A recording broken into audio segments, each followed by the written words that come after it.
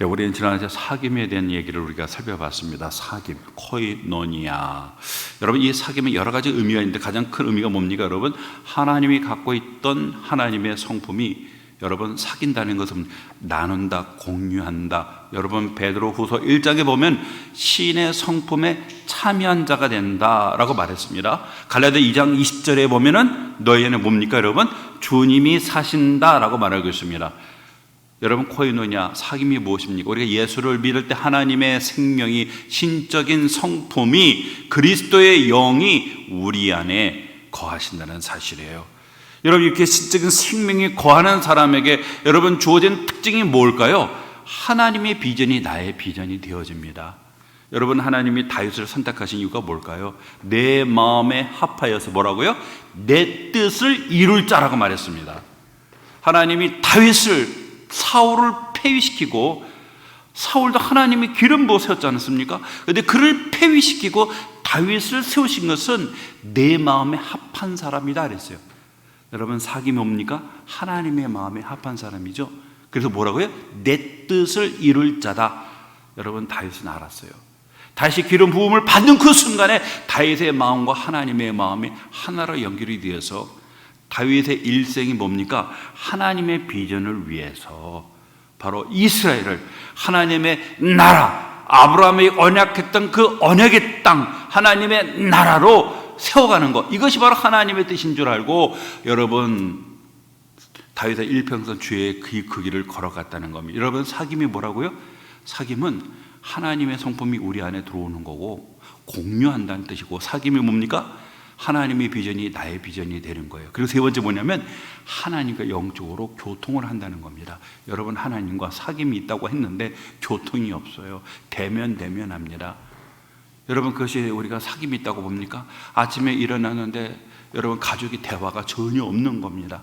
집에 퇴근해서 들어왔는데도 한마디도 말을 하지 않고 그냥 교제가 있는 집안입니까? 교제가 끊어진 집안이죠. 여러분, 사귐이라는 건 하나님과의 영적인 교통, 그게 뭡니까? 여러분, 기도한다는 겁니다. 기도의 자리를 즐거워합니다. 하나님과 소통하기 제합니다. 이전에는 기도를 어떻게 할까? 기도할 줄 몰랐는데 하나님의 생명이 우리 안에 여러분, 기도합니다. 하나님과 소통합니다. 그리고 하나님의 임재 가운데 들어갑니다. 하나님의 사랑의 편지는 하나님의 말씀을 사랑한다는 겁니다. 그리고 교회는 누굽니까? 주님의 몸이죠. 몸된 교회를 사랑합니다. 이게 바로 여러분 코이노니아에 들어간 성도의 모습이죠. 여러분, 우리는 이 코이노니아에 들어갔습니까? 이 사귐 안에 들어와 있습니까? 나의 삶에 하나님의 생명이 우리 안에 있고, 또 하나님의 비전이 나의 비전이 되어지고, 여러분, 하나님과 깊은 영적인 교제 가운데 하나님의 말씀과 기도에 있어서, 그리고 예배에 있어서, 하나님과의 만남의 장소에 있어서 여러분 기쁨이 우리 가운데 있습니까? 목사님, 먹고 살기도 힘들어요. 세상이 얼마나 힘든데 지금 이렇게 다니지만 이제 내가 다 일수를 멈추고 이제 은퇴가 되면 아유, 목사님 교회 오지 말라도 열심히 와서 열심히 봉사하고 못다한 봉사 열심히 하겠습니다. 사귐이 있는 사람이라고 볼 수 있을까요, 여러분? 삶의 기도가 전혀 없어요. 예배 자리 자체가 그냥 곤욕스럽습니다. 1시간을 견뎌야 됩니다. 찬양에도 여러분 유체 이탈에 내 마음에 전혀 마음이 없는, 입으로 찬양하지만 생각과 마음은 딴 데가 있는, 찬송가는 분명히 우리에게 기쁨이 있고 우리에게 소망이 있다는데 내 얼굴에는 기쁨도 없고 소망도 없어요. 여러분, 영적으로 심히 여러분 건강을 잃어버렸든지 아니면 애시당초 사귐이 없는 사람입니다. 애시당초 사귐이 없어요. 성경만 보면은 그냥 졸음이 쏟아져 옵니다. 예배가 시작이 되면은 그냥 여러분 그냥 술에 취한 듯, 여러분 세수에 취한 듯 그렇게 여러분 졸음이 옵니다. 여러분, 이것이 어떻게 사귐 있는 사람이라고 말할 수가 있겠습니까? 그리고 사귐 있는 사람은 뭐라고요? 사도 요한은 여러분 기쁨이 있어요. 그리스도인 삶의 특징은 기쁨입니다. 처음엔 교회당 나와서 하나님, 나는 죄인입니다, 눈물 콧물 여러분 흘리고 여러분 기도해도 교회당을 나갈 때는 하나님이 주시는 위로가, 평안이, 기쁨이 우리 안에 있어요. 한나가 성전에서 얼마나 기도했으면 눈물 콧물 흘리면서 술 취한 여자인 줄 알았잖아요. 나중에 엘리야가 자기가 실수했던 걸 알고 하나님이 당신의 기도를 응답해 주시길 원합니다. 한나가 자리를 털고 일어났는데 그 마음에 평안함이 있는 거예요. 왜 평안합니까? 하나님이 그녀의 기도를 응답하신 겁니다. 슬픔이 기쁨으로 바뀝니다. 절망이 소망으로 바뀝니다. 이게 여러분 사귐 있는 그리스도인의 모습이라고 하는 사실이겠죠. 우리가 함께 이 사도 요한의 요한 1서를 우리가 함께 살펴보면 통해서 저와 여러분 깊은 영적인 사귐 가운데 들어가서 내 마음이, 우리의 표정이 여러분 달라지는 그런 수요 예배 시간이 되기를 주 이름으로 축원합니다. 오늘 여러분 사도 요한은요 1장 5절에서 10절에 이제 두 번째 단락에서 그렇다면 우리가 어떻게 하면 사귈 수가 있고, 아니면 하나님의 여러분 그 사귐 가운데 우리가 어떻게 하면 들어갈 수가 있을까요? 오늘 첫 마디가 뭐죠? 5절에 우리가 그에게서 듣고 너에게 전하는 소식은 이것이니 곧 뭐라고요? 하나님은 빛이시니라 라고 말했습니다. 아니 지금 내가 지금 너무나도 우울한데, 기쁨도 없고 평안도 없고 안식도 없고 괴로워 죽겠는데, 그래서 좀 내 마음이라도 좀 기쁨이 있고 내 마음이라도 평안이 있고, 하나님 나라 먹고 마시는 게 아니라 의와 희락과 평강이라고 했는데, 우리의 문제를 다루는 게 아니라 왜 시작을 하나님으로부터 시작할까? 오늘날 여러분 이 시대의 가장 큰 문제는 뭔지 아십니까? 사람들이 하나님에서 출발하는 게 아니고, 하나님의 중심에서 출발하는 게 아니고, 오늘날 이 시대의 가장 큰 문제는 사람들이 모든 관심이 인간에게 와 있다는 사실이에요. 20세기 실존주의 철학 키르케르고, 실존이라는 게 뭡니까? 인간의 본질은 실존에 있다 그러면서 이전의 철학의 구도가 인간의 이성으로부터 인간의 실존으로 철학의 구도로 확 바꿔버렸어요. 그래서 모든 관심이 다 인간입니다. 인간. 그러면 여러분, 우리 인간의 문제가 해결되고 우리가 기쁨을 회복하고 할까요? 아니라는 거예요. 얼마 전인가 한 자매가 상담을 했습니다.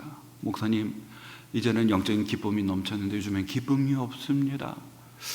하나님의 말씀 속에서 저에게 좀 적용이 될 만한 말씀이 있으면은 저에게 좀 말씀해 주십시오. 매일같이 큐티를 합니다. 하루 일과를 시작할 때 성경을 탁 펼쳐서, 여러분 아시죠? 고유한 시간, 큐티라고 하는 게 매월마다 나오는 월간지인데 그 큐티로 돼 있어요. 그래서 한 달 동안 성경을 읽고 묵상할 수 있는, 그래서 묵상에 대한 얘기를 많이 합니다. 그래서 항상 이 큐티지를 읽으면서 오늘 나에게 주시고자 하는 하나님의 말씀에 대한 이야기를 합니다. 저도 매일같이요, 어느 한 남자 집사님, 우리 교회는 아닌데요, 어릴 때부터 청년 때 자랐던 집사님이 저한테 계속해서 오늘도 카톡 계속 카톡이, 그 뭐냐면 오늘 읽었던 이 묵상할 때 깨달았던 말씀을 정리를 해가지고 이렇게 올려요. 그래서 여러분 제가 쭉 글을 읽어보면은 그 모든 내용이 모두 자기 자신의 삶에 다 적용이 됐어요. 근데 저는 이것이, 여러분 성경을 참 읽고 묵상하는 거 중요하지만요, 우리의 감정이 우선이 되면 안 됩니다.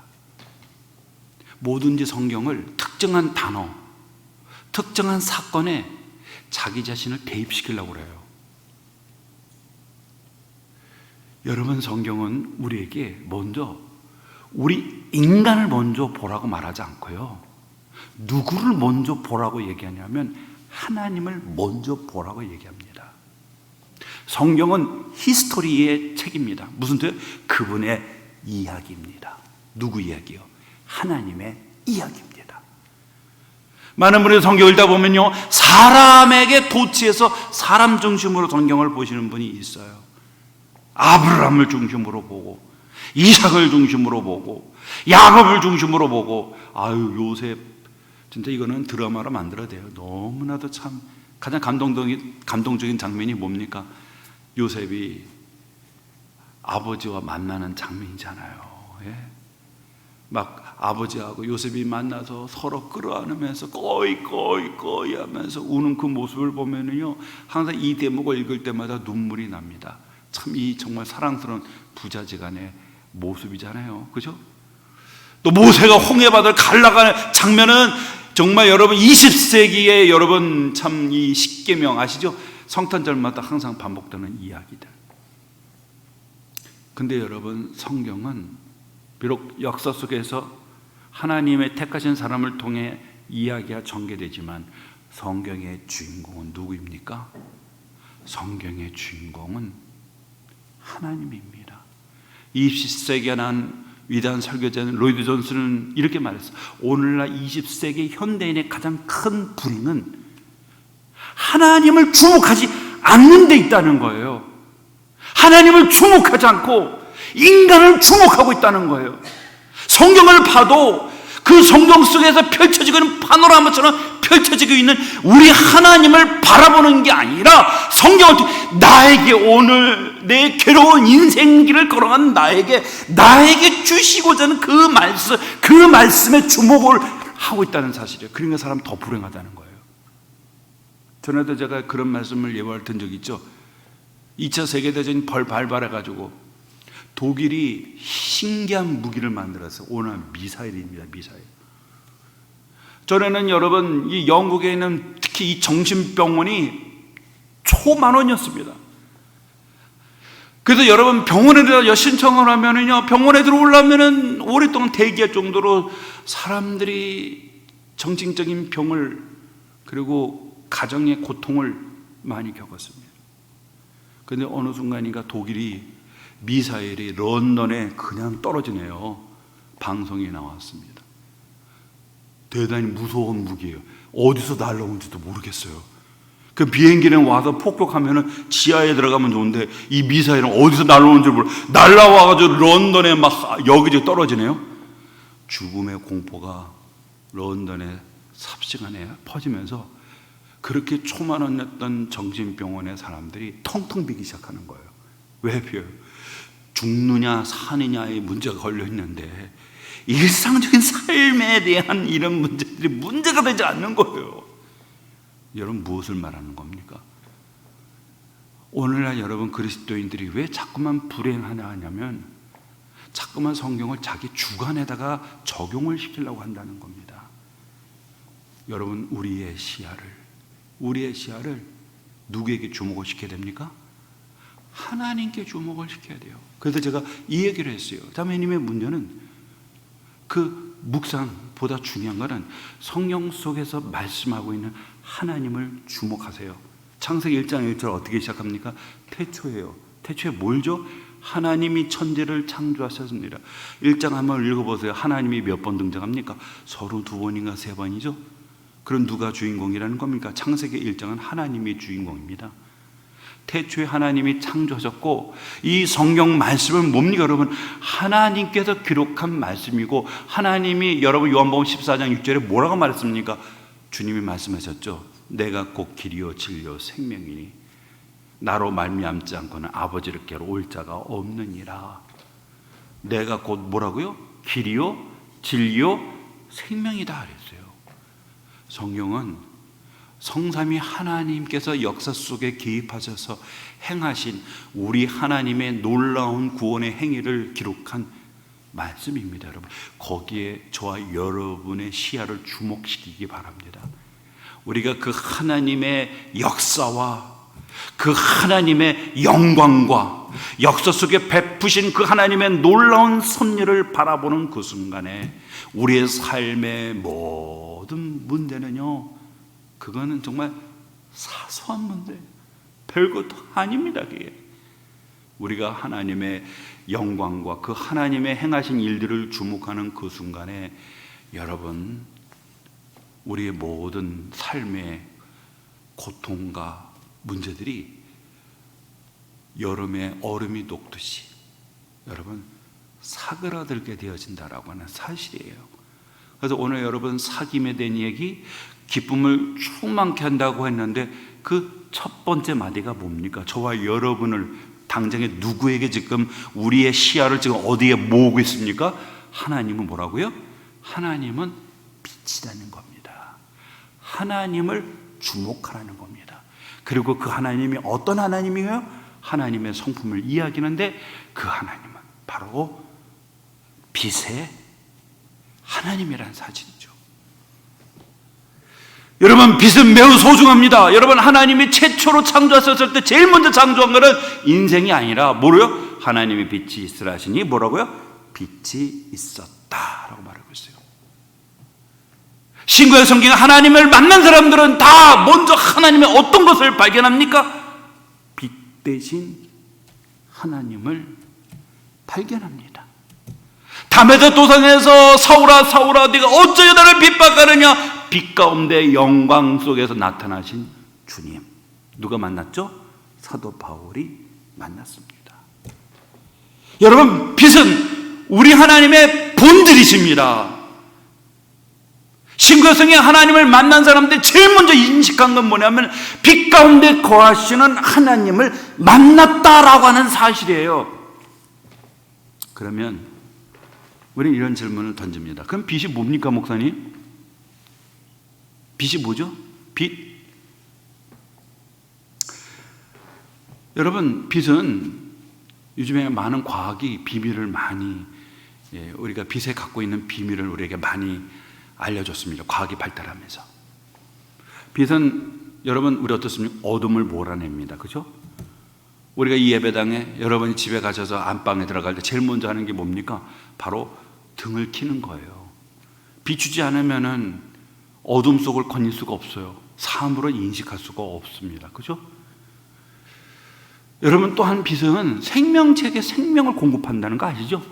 식물체가 자라는 광합성 작용을 하는데, 여러분, 씨앗을 뿌리면은 여러분 온도, 일정한 온도가 25도에서 30도 온도가 돼야 되고, 그리고 뭡니까? 빛이 있어야 되고, 물이 있어야 되고, 자양분이 있어야 됩니다. 이런 요소들이 돼야 뿌려진 씨앗에서 여러분 이 발화가 돼가지고 식물이 자라납니다.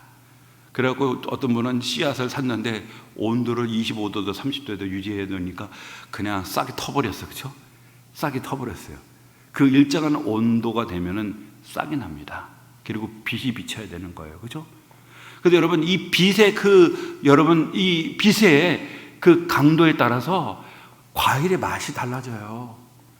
그리고 빛은 여러분 우리에게 생명을 공급해주고 에너지를 공급해주는 것이 빛이 갖고 있는 기능이기 때문에 여러분, 오늘 본문의 주님은 빛이다 이렇게 얘기하고 있어요. 그런데 오늘서 말하는 이 빛은 어떤 빛일까요? 여러분 5절에 보시면 우리가 그에게서 듣고 너에게 전하는 소식이 이것이고 하나님은 빛인데 그에게는 어둠이 조금도 없으시다는 것이니라 그랬어요.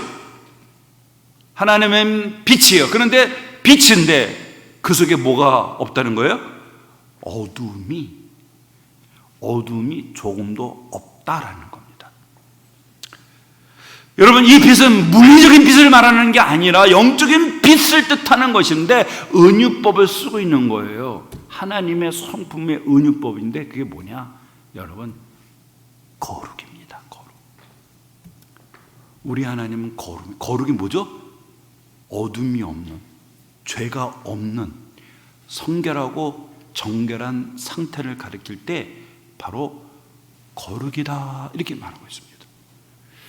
여러분, 신구약 성경에 하나님을 만난 사람이 여러분 하나님을 만날 때 제일 먼저 인식한 게 뭐냐면 하나님의 거룩함을 인식합니다. 여러분, 이사야 6장에 보면 아시다시피 우시야 왕이 죽던 해에 이사야가 환상을 꾸죠. 성전인데 높이 들려 올리신 하나님이 성전에 임재를 했는데 성전에 충만합니다. 그리고 성전에 여러분 이 구름이 가득 찹니다. 그때에 그 곁에 있던 스랍들이 찬양을 하는데 그 찬양이 뭐죠? 거룩하다 거룩하다 거룩하다 만군의 여호와 하나님이요. 히브리 문법에서는요 똑같은 단어를 3번 반복하고 이걸 최상급이라고 말합니다. 최상급. 거룩하다, 거룩하다, 거룩하다는 것은 뭡니까, 여러분? 하나님은 지극히 거룩한 하나님. 오늘 말씀처럼 하나님은 빛이고 그 속에 어둠이 없는 하나님이에요. 그 곁에 있는 스랍들이 6개 날개를 갖고 있는데 두 날개를 어떻습니까? 얼굴을 가리고, 두 날개로 공중을 날고, 두 날개로 발을 가리고 있어요. 그 하나님의 거룩의 그 빛 앞에 그 거룩한 존재, 천상적인 존재잖아요. 그 천상의 거룩한 존재조차도 어떻습니까? 감히 그 하나님의 그 거룩한 영광을 볼 수 없어서 날개로 얼굴을 가렸다는 사실이에요. 이처럼 하나님은 뭐예요? 거룩한 하나님입니다.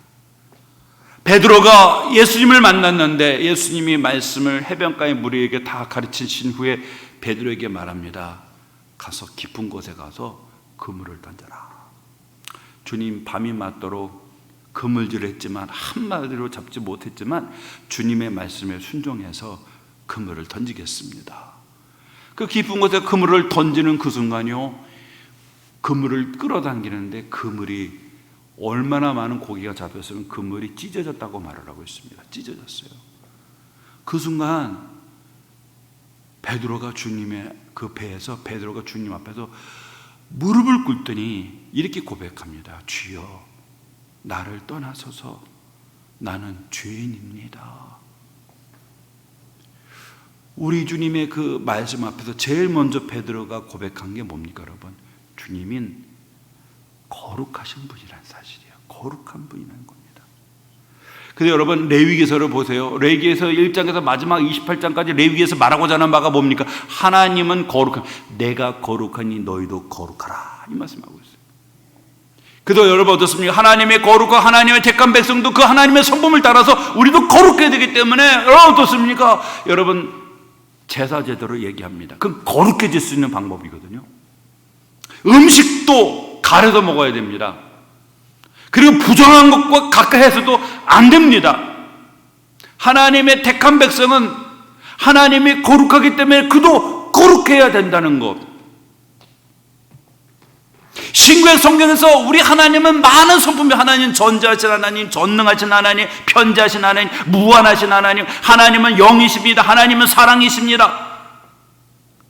수많은 하나님의 성품 가운데 가장 대표적인 성품이 뭐냐면 하나님의 거룩함입니다. 오늘 여러분 사귐의 가장 중요한 것은 뭡니까, 여러분? 우리 자신을 집중하지 말라는 겁니다. 우리 자신부터 시작하지 않습니다. 성경은 누구로 시작해요? 하나님으로부터 출발하는데 그 하나님 중 어떤 하나님이요? 하나님은 빛이라는 겁니다. 어둠이 전혀 없는, 거룩하다, 거룩하다, 거룩하다고 천사가 3번 반복하는 완전한 거룩함에 거하고 있는 그 하나님을 주목하고 그 하나님도 출발하라는 거예요.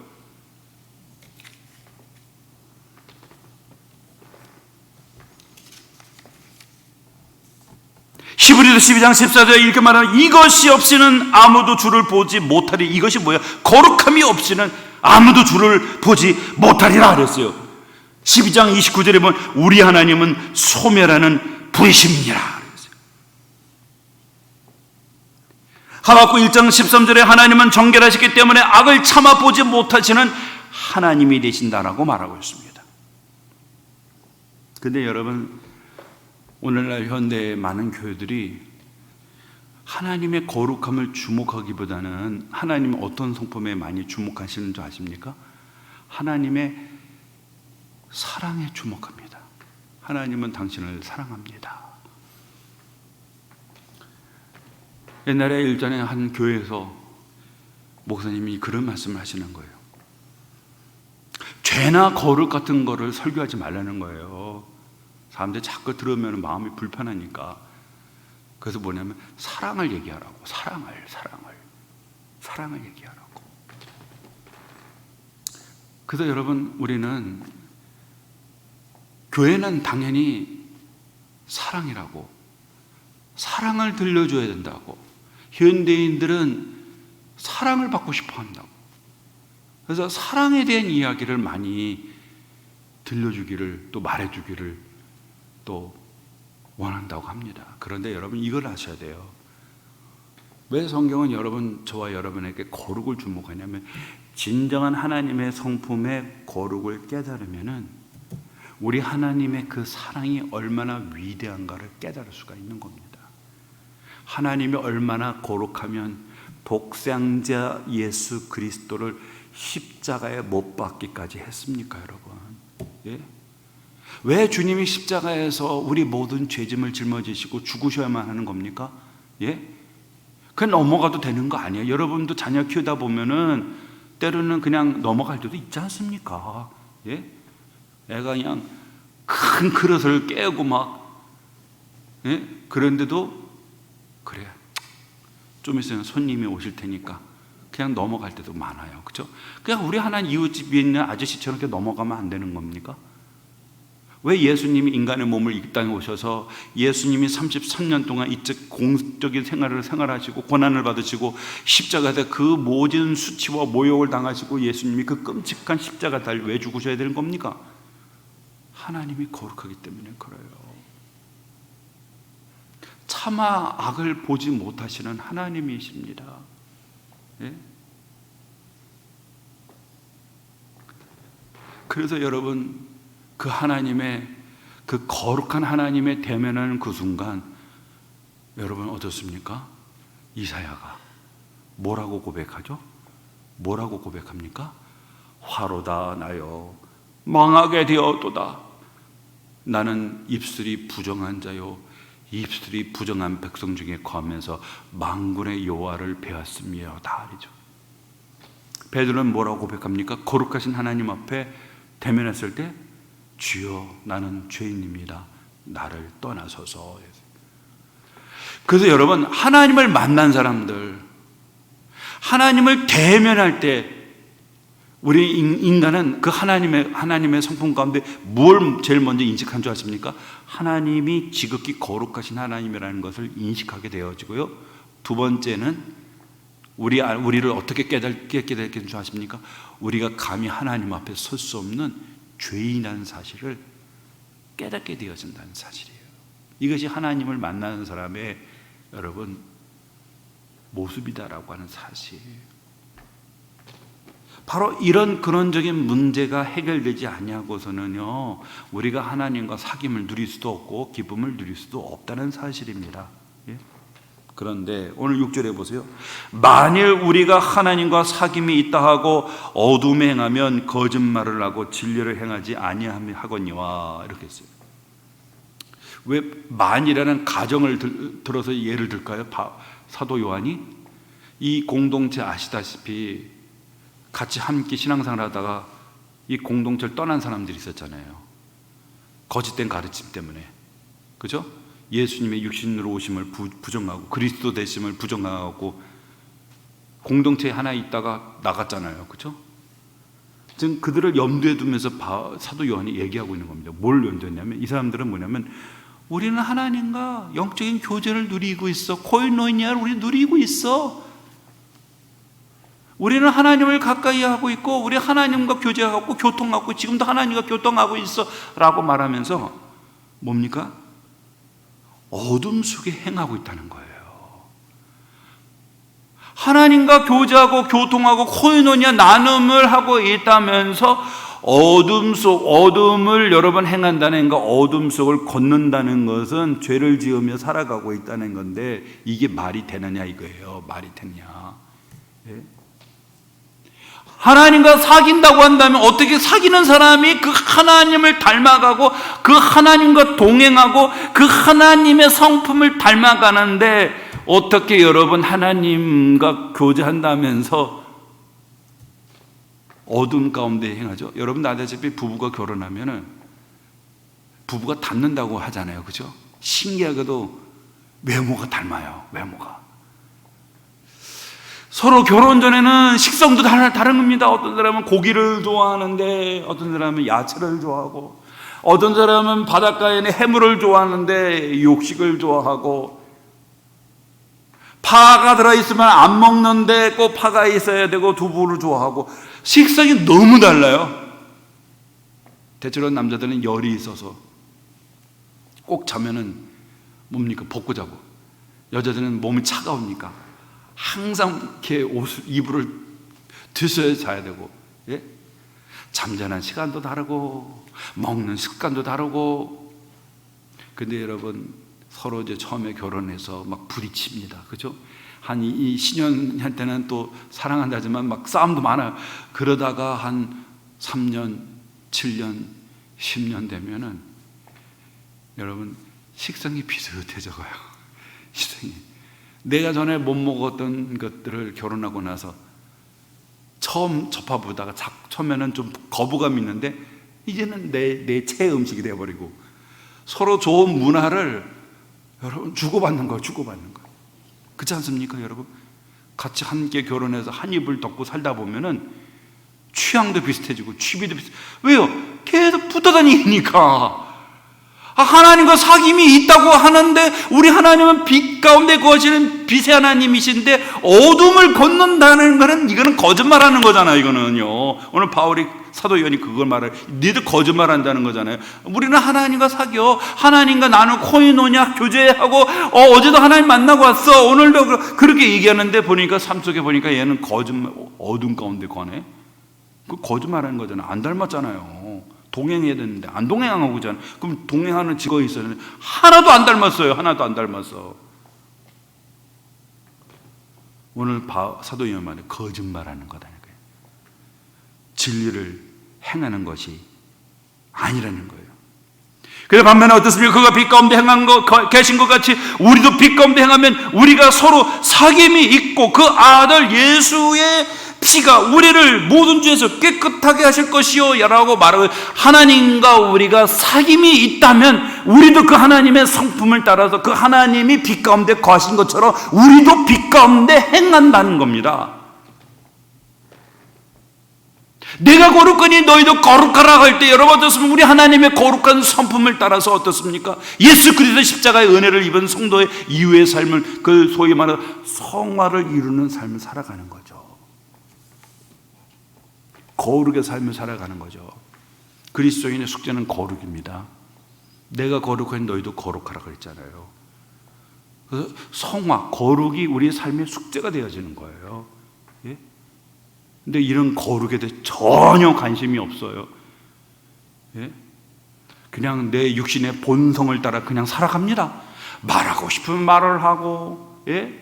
전혀 꺼리낌 없이 죄를 짓는데 아무런 꺼리낌 없이 죄를 지으며 살아가요. 그럼 그 사람이 하나님의 빛 가운데 거하는, 하나님과 교제가 있는 사람이라고 말할 수가 있겠어요? 하나님과 교제한 사람, 나눈 사람은 뭡니까 여러분? 하나님의 그 빛의 성품, 우리도 그 닮아간다는 겁니다. 거룩의 성품, 우리도 닮아간다는 겁니다. 그것이 바로 하나님과의 교제와 나눔에 있는 그리스도인의 삶의 모습인 줄로 믿습니다. 말씀을 맺도록 하겠습니다. 여러분, 우리는 빛 가운데 거하고 있습니까? 아니면 어둠 가운데 거하고 있습니까? 하나님과 사귐이 있습니까? 하나님의 사귐과 교제 안에 있습니까? 그러면 여러분, 우리도 빛 대신 그 하나님과 동행하며 걸어가야 될 줄로 믿습니다. 그래서 그리스도인은요, 이 어떻게 하면 이 죄로부터 벗어날까 봐 끊임없이 죄의 세력과 부패와 도전 앞에서 우리가 벗어나고자, 이 죄로부터 벗어나고자 몸부림을 친다는 사실을, 여러분, 주님의 그 길을 쫓아 걸어갈 때에 우리가 하나님과 더 깊은 영적인 나눔 속에 우리 안에 하나님이 부어주시는 그 기쁨이 차고 넘쳐날 줄로 믿습니다. 이 말씀을 행하는 저와 여러분 되기를 주의 이름으로 축원합니다. 기도하겠습니다.